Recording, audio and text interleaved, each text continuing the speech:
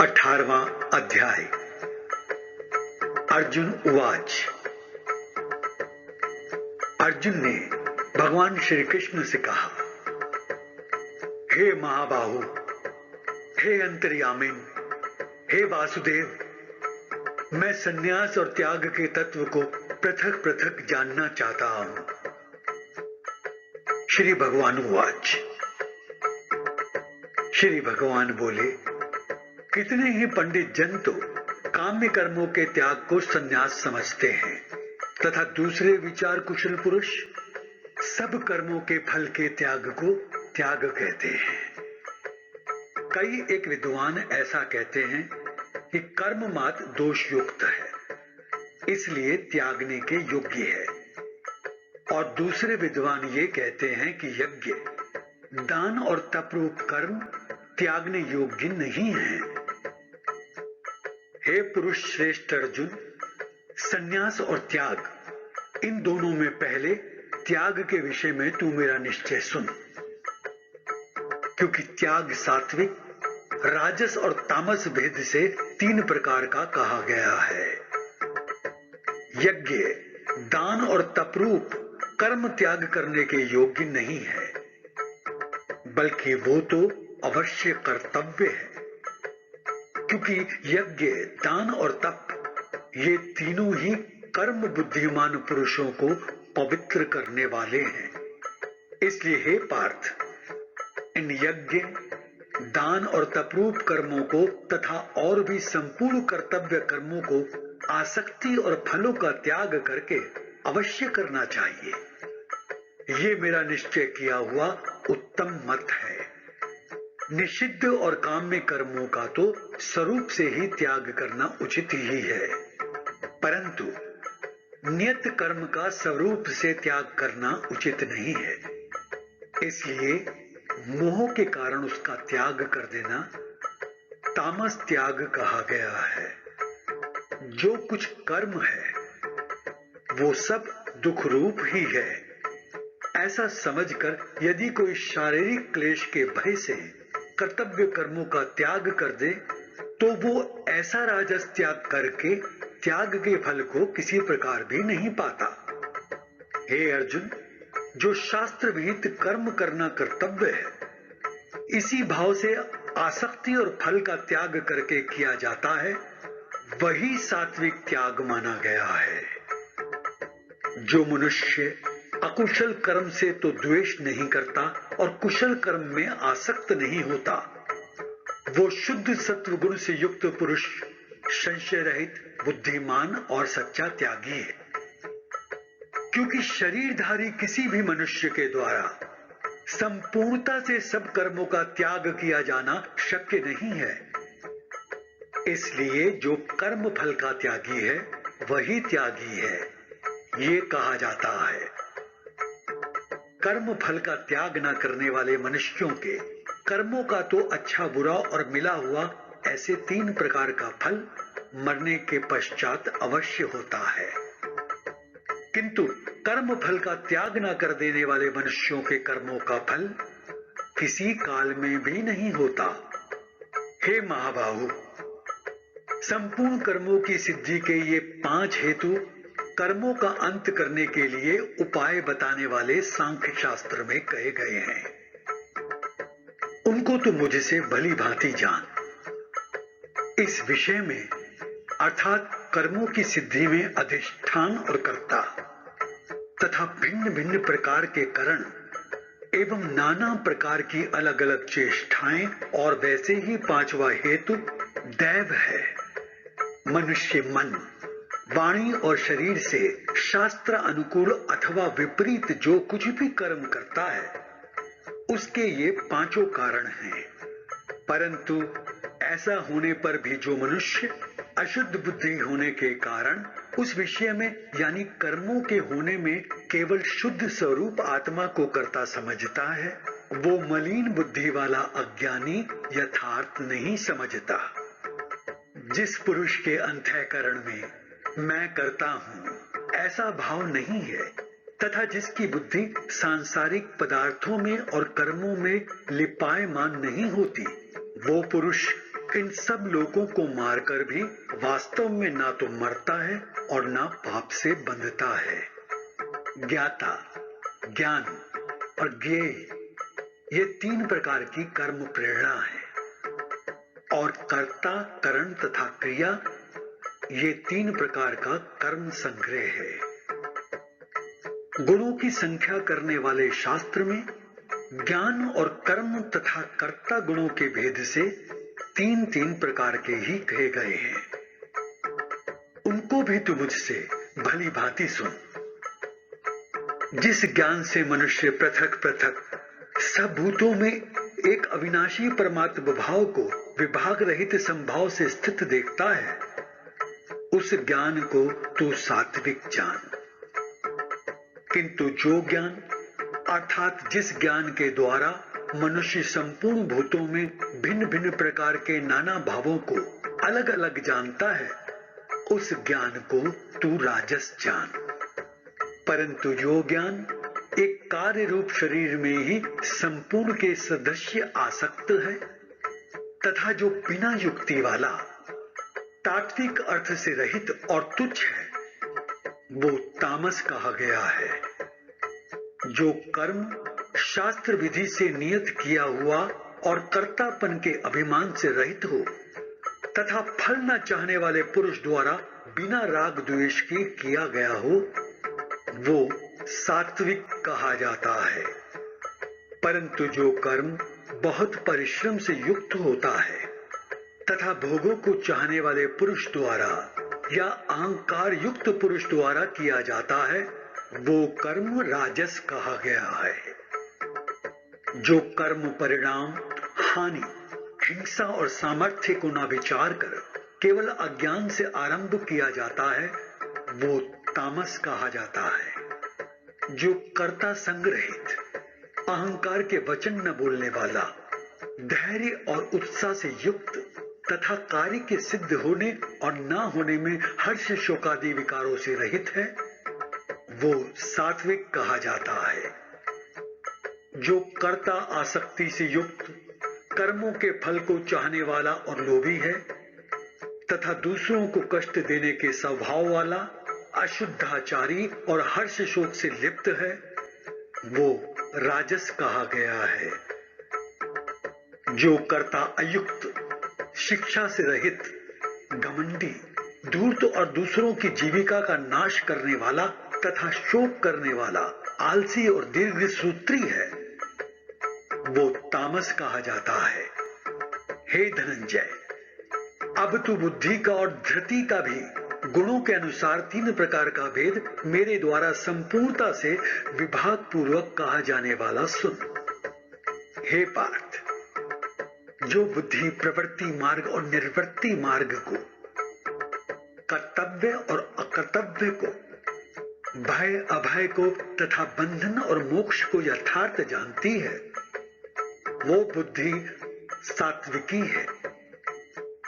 हे पार्थ, मनुष्य जिस बुद्धि के द्वारा धर्म और अधर्म को तथा कर्तव्य और अकर्तव्य को भी यथार्थ नहीं जानता, वो बुद्धि राजसी है। हे अर्जुन, जो तमोगुण से घिरी हुई बुद्धि अधर्म को भी ये धर्म है ऐसा मान लेती है तथा इसी प्रकार अन्य संपूर्ण पदार्थों को भी विपरीत मान लेती है, वो बुद्धि तामसी है। हे पार्थ, जिस अव्यभिचारिणी धारण शक्ति से मनुष्य ध्यान योग के द्वारा मन, प्राण और इंद्रियों की क्रियाओं को धारण करता है, वो धृति सात्विकी है। परंतु हे प्रथापुत्र अर्जुन, फल की इच्छा वाला मनुष्य जिस धारण शक्ति के द्वारा अत्यंत आसक्ति से धर्म, अर्थ और कामों को धारण करता है, वो धारण शक्ति राजसी है। हे पार्थ, दुष्ट बुद्धि वाला मनुष्य जिस धारण शक्ति के द्वारा निद्रा, भय, चिंता और दुख को तथा उन्मत्तता को भी नहीं छोड़ता, धारण किए रहता है, वो धारण शक्ति तामसी है। हे भरत श्रेष्ठ, अब तीन प्रकार के सुख को भी तू मुझसे सुन। जिस सुख में साधक मनुष्य भजन, ध्यान और सेवादि के अभ्यास से रमण करता है और जिससे दुखों के अंत को प्राप्त हो जाता है।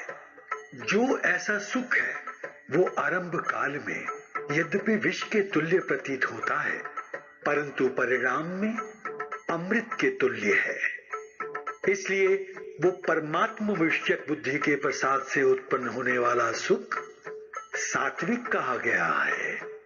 जो सुख विषय और इंद्रियों के संयोग से होता है वो पहले भोग काल में अमृत के तुल्य प्रतीत होने पर भी परिणाम में विष के तुल्य है, इसलिए वो सुख राजस कहा गया है।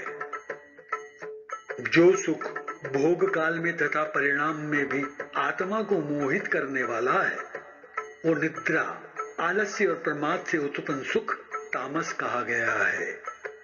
पृथ्वी में या आकाश में अथवा देवताओं में तथा इनके सिवा और कहीं भी ऐसा कोई भी सत्व नहीं है जो प्रकृति से उत्पन्न इन तीनों गुणों से रहित हो। हे पार्थ, ब्राह्मण, क्षत्रिय और वैश्यों के तथा शूद्रों के कर्म स्वभाव से उत्पन्न गुणों द्वारा विभक्त किए गए हैं। अंतःकरण का निग्रह करना, इंद्रियों का दमन करना, धर्म पालन के लिए कष्ट सहना, बाहर भीतर से शुद्ध रहना, दूसरों के अपराधों को क्षमा करना, मन, इंद्रिय और शरीर को सरल रखना, वेद, शास्त्र, ईश्वर और परलोक आदि में श्रद्धा रखना, वेद शास्त्रों का अध्ययन अध्यापन करना और परमात्मा के तत्व का अनुभव करना, ये सब के सब ही ब्राह्मण के स्वाभाविक कर्म हैं। शूरवीरता, तेज, धैर्य, चतुरता और युद्ध में ना भागना, दान देना और स्वामी भाव, ये सब के सब ही क्षत्रिय के स्वाभाविक कर्म हैं। खेती, गोपालन और क्रय विक्रय रूप सत्य व्यवहार, ये वैश्य के स्वाभाविक कर्म हैं तथा सब वर्णों की सेवा करना शूद्र का भी स्वाभाविक कर्म है। अपने अपने स्वाभाविक कर्मों में तत्परता से लगा हुआ मनुष्य भगवत प्राप्ति रूप परम सिद्धि को प्राप्त हो जाता है। अपने स्वाभाविक कर्म में लगा हुआ मनुष्य जिस प्रकार कर्म करके परम सिद्धि को प्राप्त होता है उस विधि को तो सुन। जिस परमेश्वर से संपूर्ण प्राणियों की उत्पत्ति हुई है और जिससे ये समस्त जगत व्याप्त है, उस परमेश्वर की अपने स्वाभाविक कर्मों द्वारा पूजा करके मनुष्य परम सिद्धि को प्राप्त हो जाता है। अच्छी प्रकार आचरण किए हुए दूसरे के धर्म से गुण रहित भी अपना धर्म श्रेष्ठ है, क्योंकि स्वभाव से नियत किए हुए स्वधर्म रूप कर्म को करता हुआ मनुष्य पाप को प्राप्त नहीं होता। अतएव हे कुंती पुत्र, दोष युक्त होने पर भी सहज कर्म को नहीं त्यागना चाहिए, क्योंकि धुएं से अग्नि की भांति सभी कर्म किसी न किसी दोष से युक्त हैं। सर्वत्र आसक्ति रहित बुद्धि वाला, स्पृहा रहित और जीते हुए अंतःकरण वाला पुरुष सांख्य योग के द्वारा उस परम नैष्कर्म्य सिद्धि को प्राप्त होता है, जो कि ज्ञान योग की परानिष्ठा है। उस सिद्धि को जिस प्रकार प्राप्त होकर मनुष्य ब्रह्म को प्राप्त होता है, उस प्रकार को हे कुंती पुत्र तू संक्षेप में ही मुझसे समझ। विशुद्ध बुद्धि से युक्त तथा हल्का, सात्विक और नियमित भोजन करने वाला, शब्दादि विषयों को त्याग करके एकांत और शुद्ध देश का सेवन करने वाला, सात्विक धारण शक्ति के द्वारा अंतःकरण और इंद्रियों का संयम करके मन, वाणी और शरीर को वश में कर लेने वाला, राग द्वेष को सर्वथा नष्ट करके भली भांति दृढ़ वैराग्य का आश्रय लेने वाला तथा अहंकार, बल, घमंड, काम, क्रोध और परिग्रह का त्याग करके निरंतर ध्यान योग के पारायण रहने वाला, ममता रहित और शांति युक्त पुरुष सच्चिदानंद घन ब्रह्म में अभिन्न भाव से स्थित होने का पात्र होता है। फिर वह सच्चिदानंद घन ब्रह्म में एक ही भाव से स्थित प्रसन्न मन वाला योगी ना तो किसी के लिए शोक करता है और ना किसी की आकांक्षा ही करता है। ऐसा समस्त प्राणियों में समभाव वाला योगी मेरी परम भक्ति को प्राप्त हो जाता है।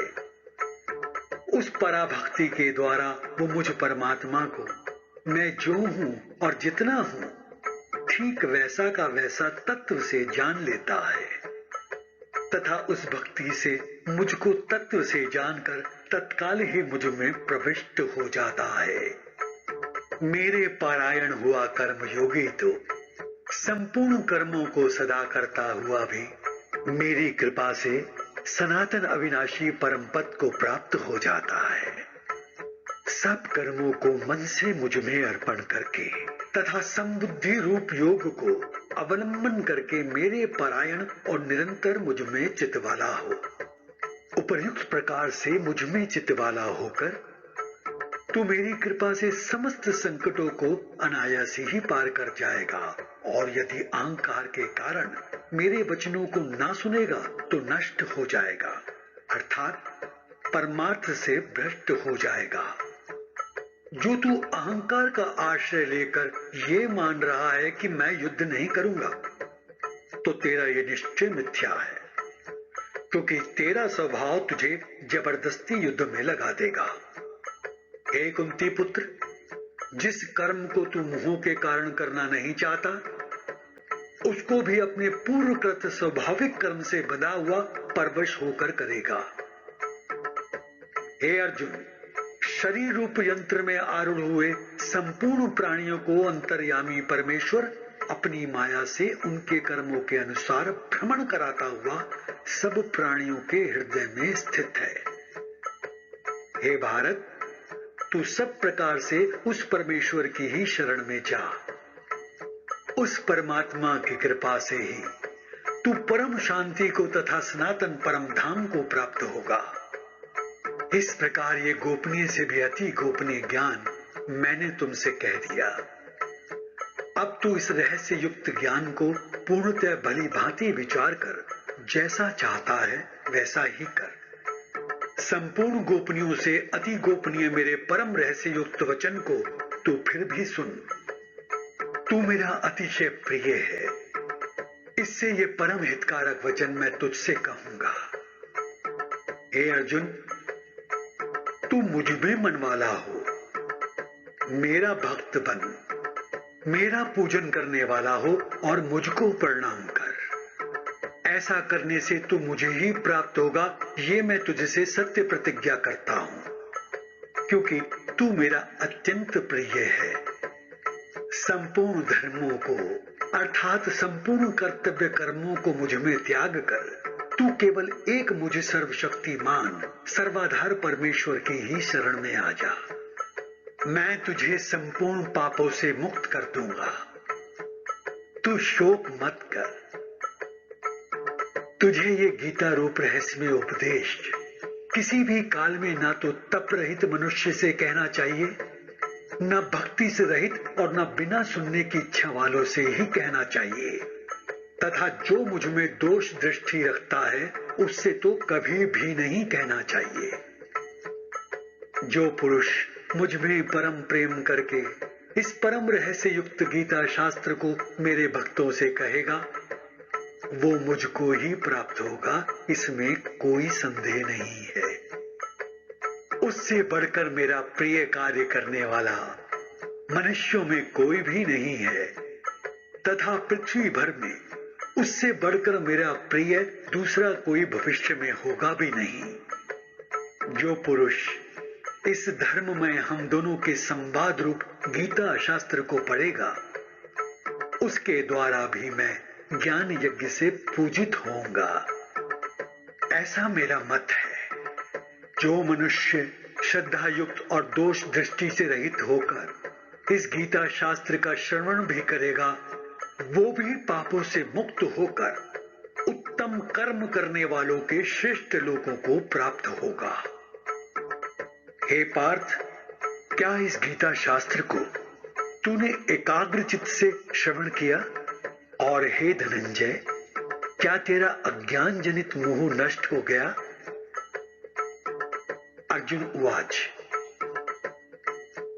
अर्जुन ने श्री कृष्ण से कहा, हे परमेश्वर, आपकी कृपा से मेरा मोह नष्ट हो गया। मैंने स्मृति प्राप्त कर ली है। अब मैं संशय रहित होकर स्थित हूं। अतः आपकी आज्ञा का पालन करूंगा। संजय उवाच। संजय बोले, महाराज, इस प्रकार मैंने श्री वासुदेव और महात्मा अर्जुन के इस अद्भुत रहस्य युक्त रोमांचकारक संवाद को सुना। श्री व्यास जी की कृपा से दिव्य दृष्टि पाकर मैंने इस परम गोपनीय योग को अर्जुन के प्रति कहते हुए स्वयं योगेश्वर भगवान श्री कृष्ण से प्रत्यक्ष सुना है। हे राजन, भगवान श्री कृष्ण और अर्जुन के इस रहस्य युक्त कल्याणकारक और अद्भुत संवाद को सुनकर पुनः स्मरण करके मैं बार बार हर्षित हो रहा हूं। हे राजन, श्री हरि के उस अत्यंत विलक्षण रूप को भी पुनः पुनः स्मरण करके मेरे चित्त में महान आश्चर्य होता है और मैं बार बार हर्षित हो रहा हूं। हे राजन, जहां योगेश्वर भगवान श्री कृष्ण है और जहां गांडीव धनुषधारी अर्जुन है, वहीं पर श्री विजय, विभूति और अचल नीति है, ऐसा मेरा मत है। 18वां अध्याय समाप्त। परम दयामय भगवान श्री कृष्ण की कृपा से ही किसी अंश में इसका रहस्य समझ में आ सकता है। जो पुरुष परम श्रद्धा और प्रेममय विशुद्ध भक्ति से अपने हृदय को भरकर भगवत गीता का मनन करते हैं, वे ही भगवत कृपा का प्रत्यक्ष अनुभव करके गीता के स्वरूप की किसी अंश में झांकी कर सकते हैं। अतएव अपना कल्याण चाहने वाले नर नारियों को उचित है कि वे भक्तवर अर्जुन को आदर्श मानकर अपने में अर्जुन के से दैवी गुणों का अर्जन करते हुए श्रद्धा भक्ति पूर्वक गीता का श्रवण, मनन, अध्ययन करें एवं भगवान के आज्ञानुसार यथा योग्य तत्परता के साथ साधन में लग जाएं। जो पुरुष इस प्रकार करते हैं, उनके अंतःकरण में नित्य नए नए परमानंदायक अनुपम और दिव्य भावों की स्फुरणाएं होती रहती हैं तथा वे सर्वथा शुद्धांतकरण होकर भगवान की अलौकिक कृपा सुधा का रसवादन करते हुए शीघ्र ही भगवान को प्राप्त हो जाते हैं। जिसका स्मरण करने से पापों का नाश होता है, उसका नाम हरि है। जय श्री कृष्ण।